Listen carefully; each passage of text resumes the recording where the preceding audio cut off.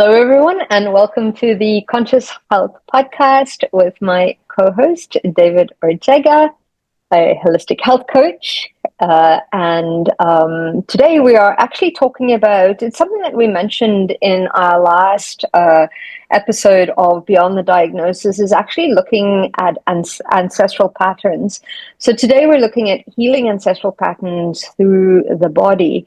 And this is great in the sense that there is a lot of evidence of intergenerational illnesses as well as intergenerational traumas, and how it kind of like starts to show up from the body. So I'll let you go first, David, with talking about, illnesses that are perhaps passed down from generation to generation. What are your thoughts on that? Well, there are two big, let's say, big paradigms about these ancestral diseases or ancestral ailments that we can have. One is, of course, the genes and how we inherit some of those genes. And the other one is about the epigenetics of the disease, that we understand that we have in our family tree that gene, and probably we have it. I mean, that requires, of course, a genetic testing. But if you know that you have the gene, that doesn't mean that you are going to develop the disease, because now we know that the environment is more powerful than the genetics. And we also know that less than 1% of chronic diseases are really genetic. So they are rare. They are marked, of course, by that inheritance, but you have 99% of chances of healing that disease with the environment that you are creating. And that means that you need to be curious about the things that your family deal with in terms of the emotional wounds that probably they have, because many of these diseases start developing through these childhood wounds and all of this trauma that people have. Moreover, in that, let's say, in those years of life, in that season of life where there were wars, where people were completely different to how we are today, and we have much more emotional intelligence, let's say. We also have more knowledge and we have more open minds to speak about that.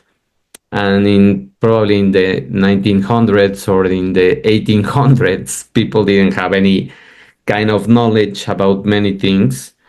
And talking about emotions was sometimes even thought as witchery Oh, or wow. yes, magic and witchery and those things, and probably even talking about cults or things like that. So we need to do a research. You don't need to do a big research in terms of going back 100 years, but if you at least are curious about 3 years, 3 generations, let's say, before you can find out many things that happened to your parents, to your grandparents, and if you are lucky, to your great grandparents. And you can understand many things that you are repeating and you are taking now in your genes, in your body. And all of those things stay in you, because every emotion that we feel and every trauma that we experience, it's linked to an emotion, and that emotion is energy that in those times stay stuck, and it wasn't allowed to be expressed, it wasn't allowed to be healed or to be understood. So people develop several diseases, and also the medicine in those times was not advanced. So many people died about chronic diseases in those times. But now we have a lot of things that we can trace back and understand why those wounds happen and how Mm-hmm. we are reflecting those patterns. So I think that that would be a first big picture of how to start dealing with these intergenerational illnesses. No? Yeah, absolutely. And I think there are more studies now. I think they were talking about that children and grandchildren of the Holocaust survivors are prone to be more, have more anxiety, more depression, that PTSD is still carried on through those generations, which is absolutely fascinating in that sense. And from more of a spiritual perspective, and I love working with the ancestors and our ancestral lineage.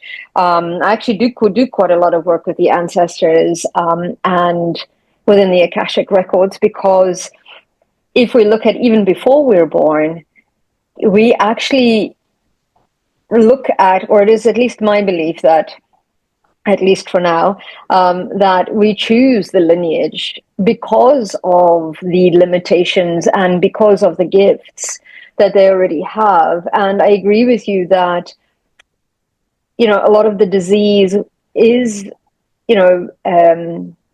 stems from either a limiting belief, which then creates an emotion, which then we act on.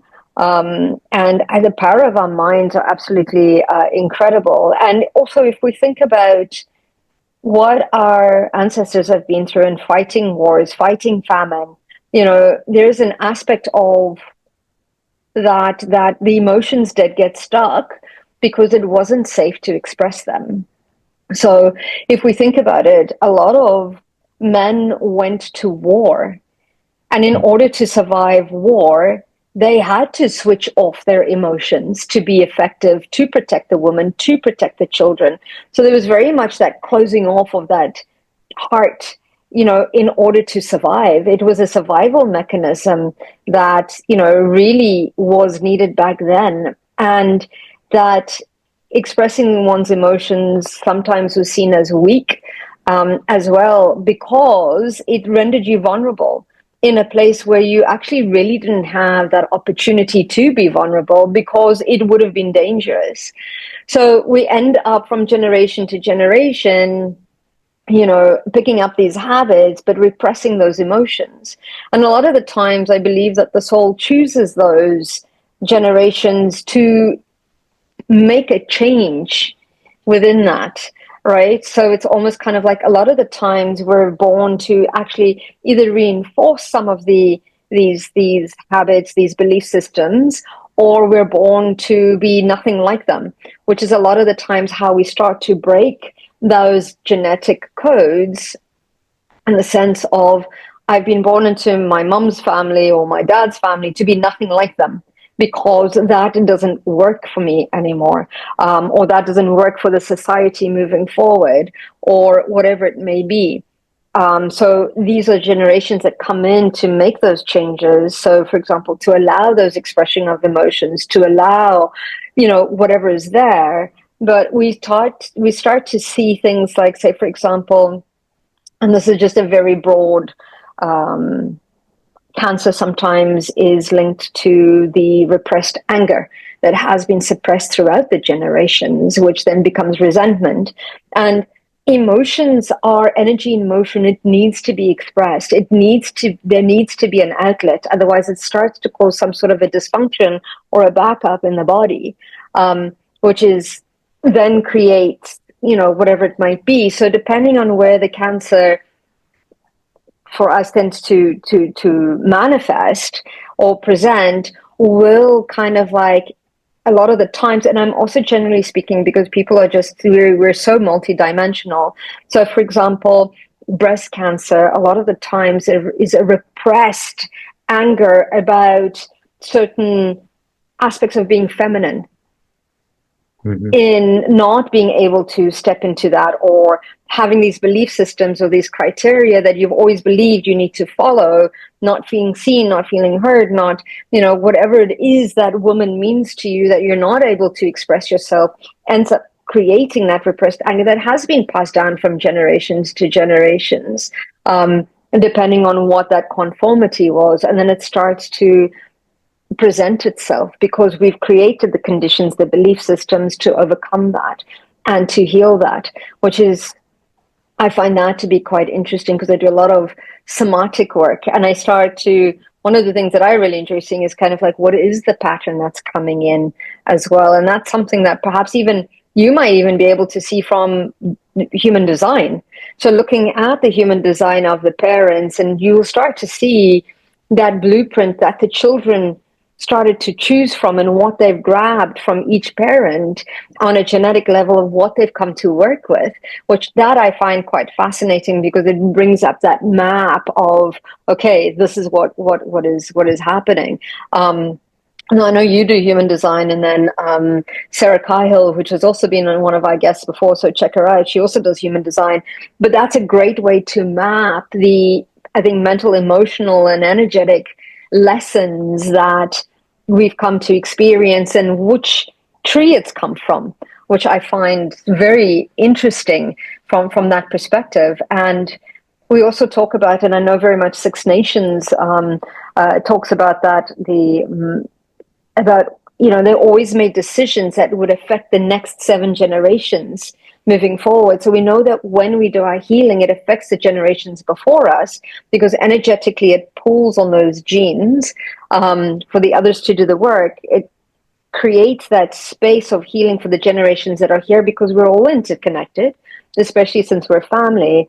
And it changes the generations to come because we start to exemplify something that is a different way of life, which I find that so fascinating to see that pattern of why the soul has chosen this specific lineage with all its wounds, with all its traumas, but with all its gifts as well.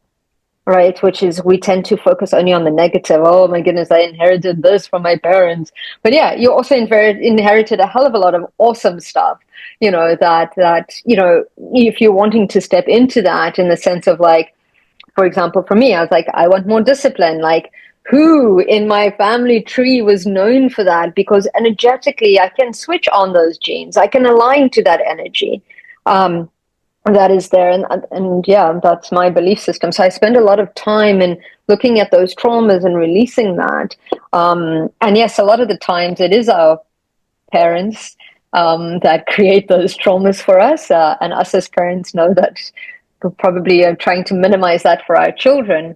But it's based on the belief systems that we've inherited that we're trying to do better. And yeah, it's I think we do the best that we can with what we know. And that even is important to understand that as, you know, a parent and as a child as well, is understanding that, okay, my mother didn't love me, not that that's my case, but in a lot of my clients that she didn't love me, and we're like, we blame them, but it's like she gave what she had. She didn't have that reference of love that we have at this moment. In that space. So it's knowing that our parents only gave us with what they knew, but we chose them because of that, because we've come to shift that a lot of the times. Yeah, I love all that reflection that you made because I relate so much to that, and I have been working through human design and through understanding these bigger platforms, let's say, and bigger canvas that we can have when we observe how our date that we were born and how we choose all of those things and the conditions that you grew up in. And I was also thinking, well, if my parents wouldn't be as they were, with all the things that they had and with all the lack of emotional support that I didn't have, I wouldn't be the person that I am. And I wouldn't have developed the resilience to be responsible for many of the things that I am, although I am in a let's say in a heightened state that responsibility grow up, Yeah. and it's also not good. But you can also observe the good things that you pick up from that childhood experiences, and how you cope with that, and how it made you develop different kind of traits that made you overcome these kind of limitations that they had. But if you are more, if you go deeper, let's say, and you understand also their conditions and how they also have to overcome several struggles, obstacles, and things that their own parents did for them, Mm-hmm. then you would start to unfold a story that is a much healthier story and a much richer story that has a lot of things that you can pick up, such as you mentioned, just looking in your family tree, what are the positive characteristics that your parents had, instead of just looking for the bad things that they passed on you. You can also start looking for the positive, and from those you can construct your own, let's say, your own curriculum Mm-hmm. in order to grow up, in order to develop those traits and to create a different generation. And that doesn't mean that you have to be overprotective of the next generation. That just means that you have to understand what are the things that you can do for your own children in order for them to develop resiliency and to develop that kind of emotional maturity that you would have want in certain Mm-hmm. times of your life, no? Because it's a it's about becoming better each generation, but it's not Mm-hmm. about becoming weaker or let's say lazier. Because sometimes I see some parents that exaggerate in what they didn't have, and they want to pour too much to their own children. So they, instead of helping them, they what they do is that they create a generation that doesn't know what to do, because they Mm-hmm. haven't experienced any obstacle. And Yeah. you need the obstacles, you need the struggle, you need all of those things so that you can over start creating a different map in your mind. No. You know, it's one thing I've come to learn, is that, so there's a few things that I want to say. So Yeah. absolutely, our soul goes to the absolute extent to choose the date, the time, the city, the country, the parents. Our names we choose Mm. as well. Because I mean, these random names just come in, and I actually had a client, and this is so interesting, who was pregnant at the time, Mhm. and she had this name that she had for a long time, and during her pregnancy, her life was turned upside down. She was being sued. There was like conflict everywhere. There was just like, it was crazy. Her life was turned upside down, and in the records it said, "You need to change the name. You're not listening." Mm. And she, as soon as she changed the name of the baby, that was in alignment, everything resolved. Oh my God. I was just like, and it literally was within months. It was a simple, she says, that's the only thing that has changed, Mm. which I found incredible. But so every single frequency has a name and has an influence on the particular themes we've come to experience in our lives, which is Mhm. absolutely incredible. So it's by no, and a lot of the times people ask me, but what if I'm adopted, Mm. right? And that for me, I find even more incredible, because there's a certain energetic imprint that happens. So not only do you take on, one set of genetics, like the family, but you take on two. So you take on your birth parents, and you take on your adoptive parents. And sometimes, in order to change the lineage frequencies of your birth parent, you have to be taken outside of that environment in order to change the collective conscious, the collective environment that's coming in. And you pick up, okay, you also pick up a whole bunch of limitations, but you have double the gifts, double the limitations. You're doing twice the work, which I find absolutely incredible for souls that have come in with that, besides exploring the theme of abandonment, because that always comes in one way or another. But going back to what you were saying, sorry, I just find all of this stuff so fascinating in the work that I've seen. And then we can even talk about like twins as well that come in and how that is different. But the aspect of we grew up in hard times, we don't want our children to suffer.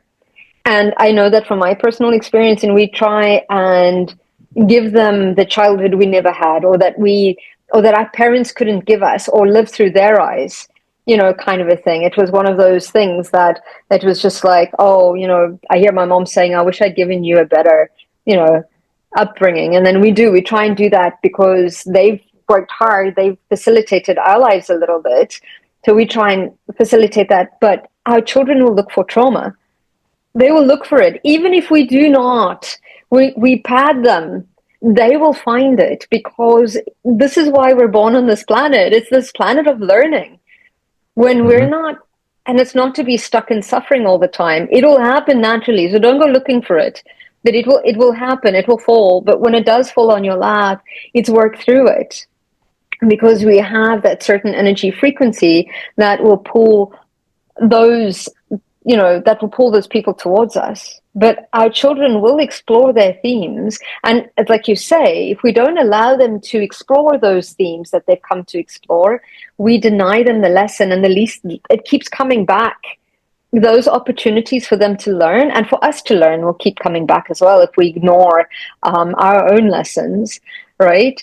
So I find that quite fascinating. And when you were speaking, I remember a podcast from Joe Rogan that I don't know if he was talking about Jordan Peterson, and he said, like, tough men create easy times, and easy times create weak men, which then create hard times, which then creates that cycle again. So hard times, create strong men, that then creates an easier, and it's these cycles that we move through. So it really is finding that balance between allowing kids to fall when they're walking and stand up again, and doing that in life, because we don't like seeing our children suffering, because we remember how we suffered. But sometimes that gives them that resilience that they need in life to figure things out as well. But I think we spend most of, at least until 7-14-21, and that happens in 7 years, learning, creating all of these layers, to then spend most of our life uncovering, unpeeling all of these conditioning that we've been given, that we've inherited, that we've chosen to experience as well. And you're right in the sense where I've started looking at that. So, a lot of the people that come to me are healers. They're a lot of empathic people. But empathy started in a space where they brought up a lot of the times in an unsafe environment. So it's taught them to read people's moods, to read people's energy, to know when to react, when to hide, when to be seen. And yes, that was scary, but what a wonderful gift it's given them in reading energy of people and being here to support other people. But it's a skill they wouldn't have learned had they not placed themselves in that environment, like on a soul level. Yeah, actually, that's what I feel that happened to me. I had to develop that sense of being alert about things and being more aware of what was happening, not just with me, but with my brother, with my mom, with my dad, and all of those things. And now, when I meet anyone, I always sense the bigger picture faster than other people. And I sometimes I know how they are without even just with one conversation that I have with them. I can just pick up many things that from their behavior, from how they speak, from just one simple question that I can ask them, and from all of those things, you develop that awareness that protects you, but protects Mm-hmm. the whole family, let's say, Yeah. and in that way, that helps you also to forecast what might happen in your own life and be prepared for things. It's not that you are pessimistic, it's that you are realistic, and you look for the scenarios that can go wrong many times, or that's what happens to me, and Mm-hmm. you prepare before, so that when they arrive you don't suffer as much as other people, no? And you say, well, that's what you can do. And sometimes you even want to advise other people so that you can help them, but they don't understand, and they sometimes see that as control, no, as trying to control them. And you just tell them, well, I'm just telling you because I'm seeing that. If you Mm-hmm. don't want to do it, just wait and see what happens. No, that's your own choice. But it's so amazing how many of the skills that you develop with all of those struggling issues, environment, and things. And as you mentioned, Jordan and Joe Rogan, I was also listening to one podcast with Gabor Mate, and he was saying that the trauma is not what happened to you, it's how you live it. Yeah. If you live the trauma with neglecting, with denying, with complaining, with victimizing, it can be much bigger than if you live the trauma with an attitude of what is this situation trying to tell me, trying to ask Mm-hmm. from me, or why is Mm-hmm. it happening to me, in terms of what do I need to develop in order to overcome Mm-hmm. the situation, you know? Yeah, and it's for me, I tend to look at it from the place of like, how is it working for me? So I actually noticed, cause, so I grew up in South Africa where our environment was quite dangerous, which created that opportunity to really understand your environment in and around you. And I only noticed that when I came from South Africa to Edinburgh. Just a quick sideline story. I was 21 when I first came traveling, and I remember meeting a friend of mine at a pub, and and then I was working at 7 o'clock in the morning, and I really enjoyed work. So I knew that I would have to leave at about 5:30 to get to work because it was quite a long distance. Mhm. And I didn't know what the buses were, so I was like, no, I can walk there faster, and it was quite a beautiful walk. So I left her at the pub and I walked home by myself. And there was a stage where one of the places that I had to walk was in between a corridor of buildings. So like an alleyway, but not really. And then there was a main road in the front. Um, and it was so incredible that the skill that I had developed, because I was walking by myself, my hyper awareness of, I had three girls walking kind of slow in front of me. They were fine. I had two guys walking behind me.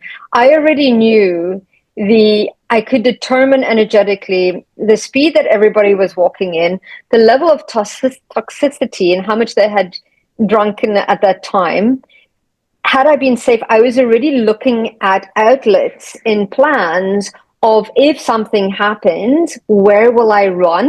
Which would be to the main road where there are lots of people in the middle of the road, kind of a thing. My home was that way, which was a little bit darker. And I was like, nope, can't go there. But it was within seconds that I had already created that awareness of what was happening and around me, having, and I was like, this is nuts. I can breathe. even the people in the streets usually say to, like, if they're asking for money and you say, I don't have any, they're like, okay, have a good night, which is very different to the environment that I'd been brought up in. But I was like, what a wonderful gift. But it's not really great in those levels of stress that we're used to tolerating, that our body gets used to it. And that becomes very much a norm for us, right? Always having these kind of like, oh, the door's locked, all that kind of aspect that comes in. However, as doing the work that I'm doing, I've started realizing that some of the traumatic experiences that I've experienced and overcome, I think it's important to, like you were saying, it's feeling those feelings. And I talk about this 100%. Children teach us this. When they're angry, they're absolutely 100% angry. They scream, they shout, they do whatever it is that they need to do. When they're sad, they cry. Well, when they're happy and they're joyful, they do. But they feel that feeling to that extent until it's like it's done. And then we condition them to, shh, it's okay, suck it up, kind of a thing. And that's where we start to learn to repress these. So the important bit is to feel the feelings 100%, but then let them go. Because I'm also a strong believer, if we continue to reiterate it, sometimes the body doesn't understand whether it's been or whether it's now, and it still becomes traumatizing. So by not dealing with it straight away, by not dealing with it completely, it continues to drive in that trauma, because we keep speaking about it, we keep affirming it, we keep going through the same things over and over again. And I think it was Louise Hay had talked about it. She's like, you don't go into yesterday's trash to go get your dinner, to eat it. So it's like, absolutely, feel your feelings 100%, work through them. And sometimes, yes, we do need to work through them in layers. But as a healer, I start to find that we attract the people that are in alignment with us. And a lot of the times they have been through some of the same traumas or similar traumas to what we've been through, the healed aspect of it, which is, I find that quite fascinating. Do you find that with your patients? That sometimes they've gone through similar things than you? Yeah. Yes, and also with people that I start not knowing when they are new in my life, or they start being friends, and then yes, also of course with patients. But it's so funny how each person in your life appears the stage that you are healing or you need to heal, and it That you've gives healed. you, yes, it Yeah. gives you that hint, that probably that small push that you need to heal completely about the issue that you are dealing with. And asking those questions, I think it's the most important thing, because you start recognizing that you are on the right path. No, Yeah. that attracting that person was not random, that was not No. on purpose, because life doesn't like you. It's just because you need to still heal certain things that you will perceive from a different perspective, because many times we are too immersed in the problem that we can't see, and we get stuck. So in Yeah. order to get unstuck or to start flowing again and moving, you find out another person that is different in many aspects, but it has the same issue that you need to heal. Yeah. And it shares a lot of characteristics from you, and it's just reflecting what you need to still deal with. And many times also to Yeah. appreciate many, sometimes it's not that you need to heal something probably, but is that you need to appreciate and be grateful for what you have, and Yeah. from what you have already done. And that's just probably closure. I don't know, because I'm almost there, I think, about healing one of these traumas I'm still working on that. But I will tell you in some couple of months what happens in my case. And it will be really, really interesting because I think that that's really amazing how the universe and Hmm. the collective energy, the ancestral Yeah. things start working together Yeah. in order to give you the pieces of your puzzle, and you start aligning those pieces and you start understanding the map or seeing the image that you need to see. But probably you are not in that stage where you can be grateful. So when that last person arrives, I think that's my theory, Hmm. is for you to be grateful. Yeah, I think forgiveness is a big part of it as well. Mm. Forgiving kind of like our ancestors for creating some of these limitations or these conditionings. It becomes quite important, I think. And yeah, forgiveness is rarely about the other person and more about ourselves. It allows us to really move through understanding ourselves, understanding our patterns, understanding our limitations, the stories. A lot of the times, it's a story that we tell ourselves of whatever it is. I'm not good enough, or I'm dumb, or whatever it is. Cancel, cancel, cancel. But it's like it's one of those things where what is the story I'm telling? What is the trigger? And where did it come from? And a lot of the times, I also say to my clients when they were going through something, I'm like, how old did you feel when you were in that confrontation? They're like, oh, I felt like a little girl at about 5. That will take you, that will like activate that trauma, you know, when somebody said you're a bad girl, you know, I don't want to be bad. Like, where does that start from? Where does that stem from? And that is a conditioning that has been taught. You know, I mean, when we're feeding our children when they're babies, we're feeding them not only food but our conditioning because it's been inherited. Um, and yeah, I think it's important to work through that. And I'm looking forward to seeing what you've uncovered about yourself because yeah, I tend to, now that I've gotten this understanding, I start trying to find the patterns. Where did it go? You know, well, and I'll be like, oh my goodness, my mom used to do this, or my grandmother did it to my mom. I remember that because I lived with my grandmother. But now what's happening is I actually have that discussion because my kid's a little bit older. And I mean, like, oh my goodness, I've discovered that this is a pattern that I've been carrying subconsciously, and I Mhm. share it.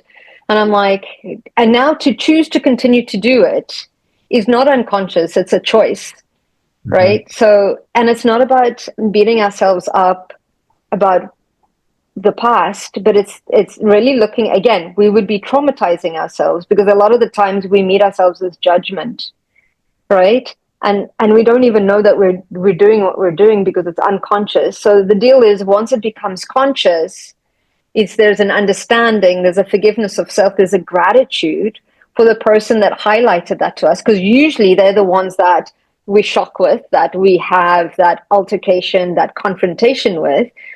The Mhm. those are the biggest teachers in our lives. I've started to learn.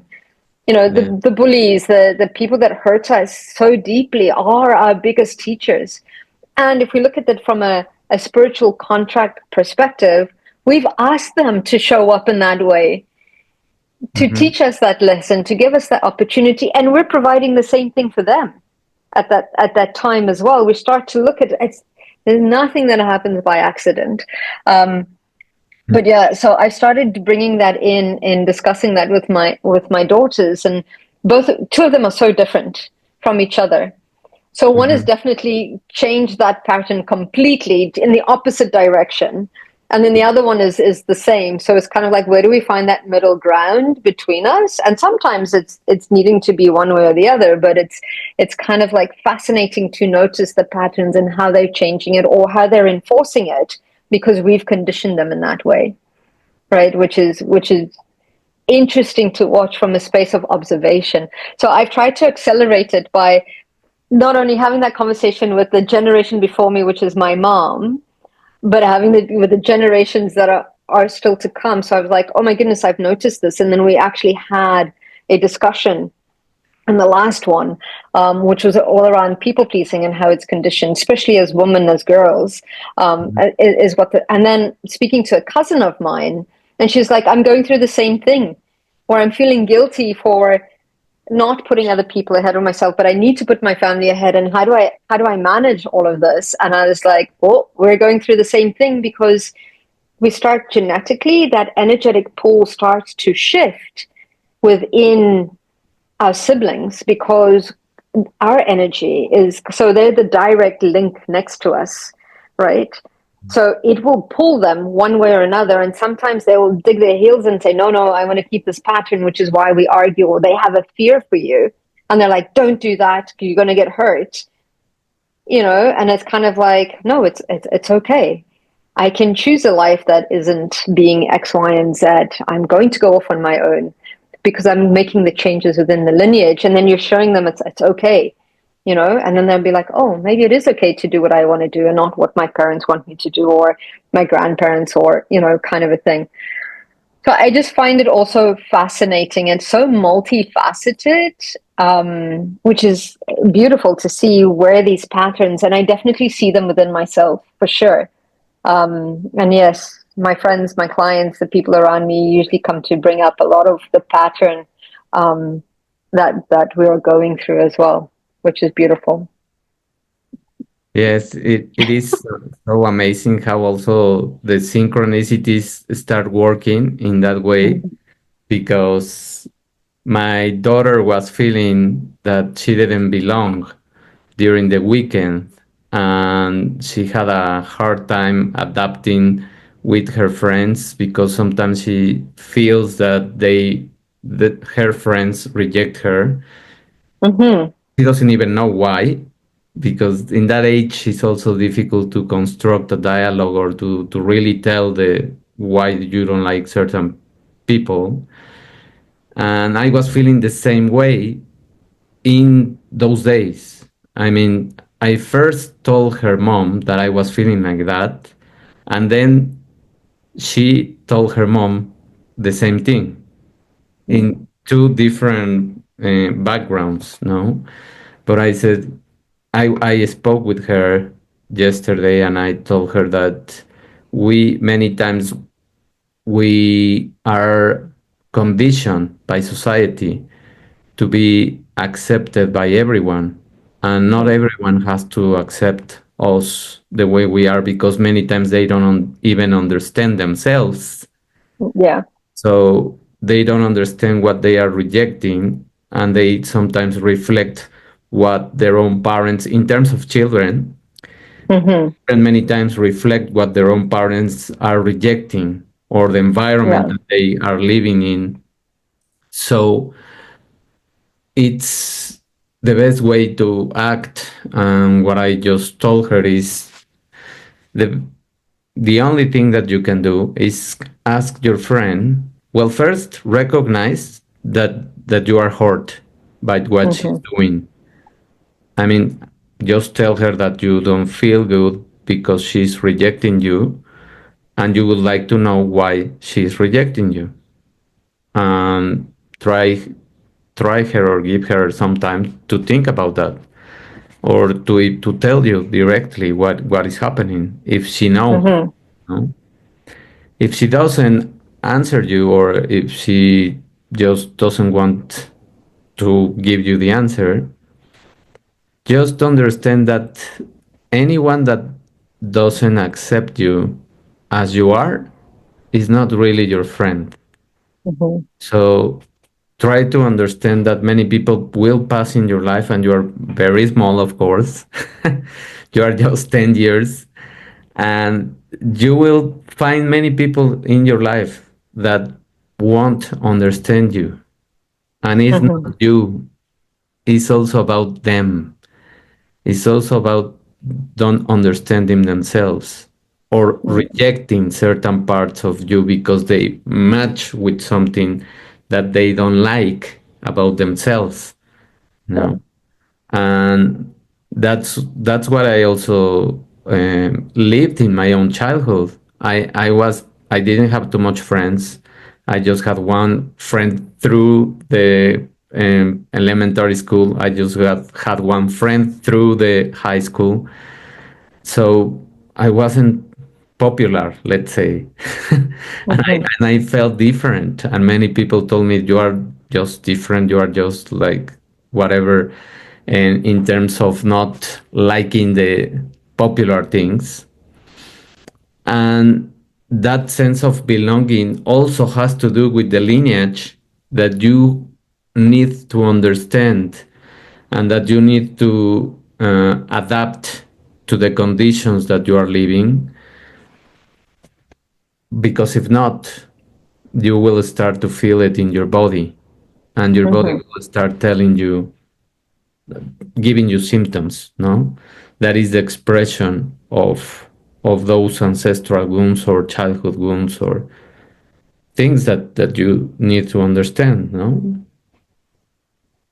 Yeah, absolutely. And yeah, it's once you start to recognize them, then yeah, you can start to work with them for sure, for sure. And I'm with my daughters, I have one that is, and I've said this so many times this week. I was like, oh my goodness, she is my child, as in the sense of all those patterns that are coming in of like, I totally understand that. And how do I bring balance? Because my other daughter is the total opposite, which I also very much identify with, but is bringing in that those balances for the two where they are both okay with that.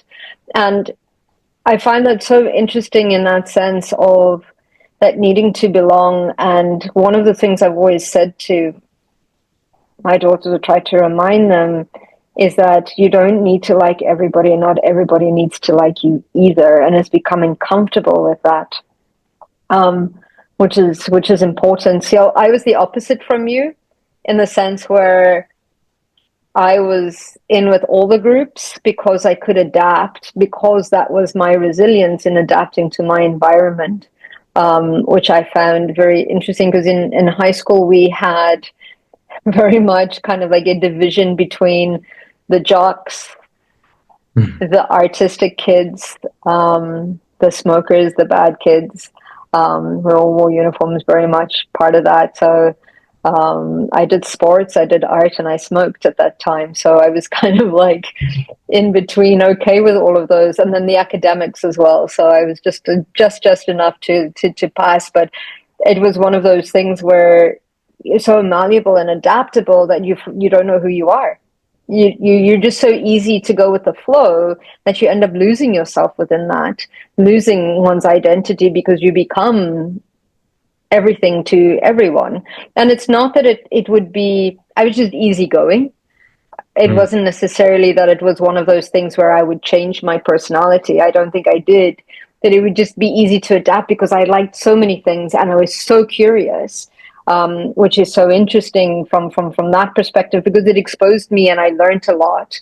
And there was always very much that kind of like, how do it's responsibility, knowing exactly what's not good for me, what is, and again, being able to read the situations is being able to get in and get out of them as quickly as you've gotten in, was one of the resilience things that I had acquired at that time, which was, I'm so grateful for that now. In the beginning, it was one of those things where it was just like, oh my goodness, I can't believe I put myself in those situations. But now I look at it and going, well, I was, it created the opportunity to get out of those situations very, very quickly too, which was great.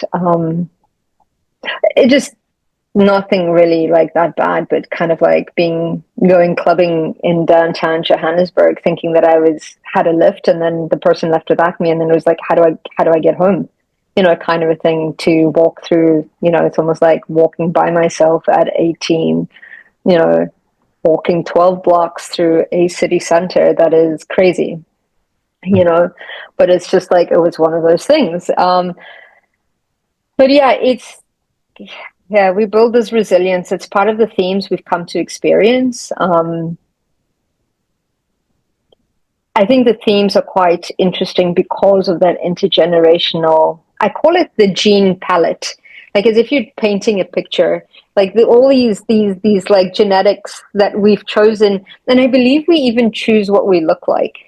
So it's like for next lifetime, I'm hopefully going to be a little bit taller than what I am in this lifetime.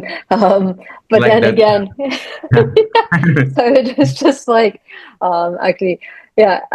So it's incredible that palette that we've chosen because it builds what we need, for the theme that we're wanting to explore. So yeah, I did and this is probably off topic. I did an astrology chart reading for both my daughters, Mhm. to see what is, and it was an evolutionary astrology because they very much it's a science to understand what their soul has come to achieve in this lifetime and how I can work with them and how I can support them through that. And I got to understand how different they both were and what their needs were and what their lessons were in this lifetime that they've chosen. So I found that to be quite fascinating too.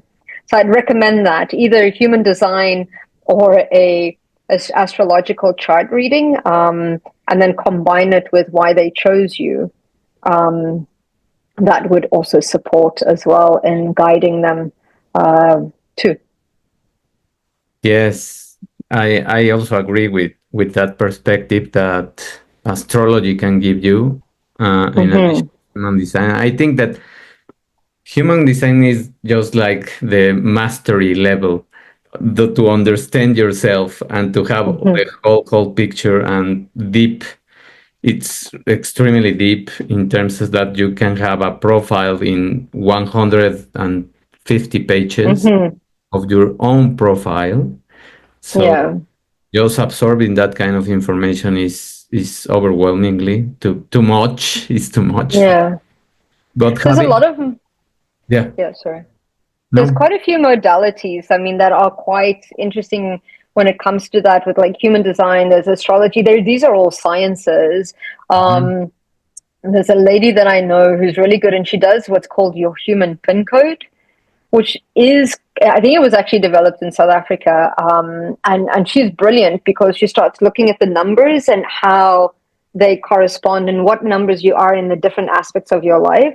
So it's similar to numerology, but not quite numerology. There's quite a bit of psychology that comes in behind there as well, of the different numbers showing up in the different areas of your life. So there's that. There's Vedic astrology as well, which I find to be very, very accurate too.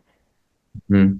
So the Yeah. Indian astrology. So it's fascinating. There's so many opportunities to really get to know who we are, and I think that's our purpose in life is to get to know who we are. Exactly. Understanding first ourselves and then being curious about how our parents were and what they suffer.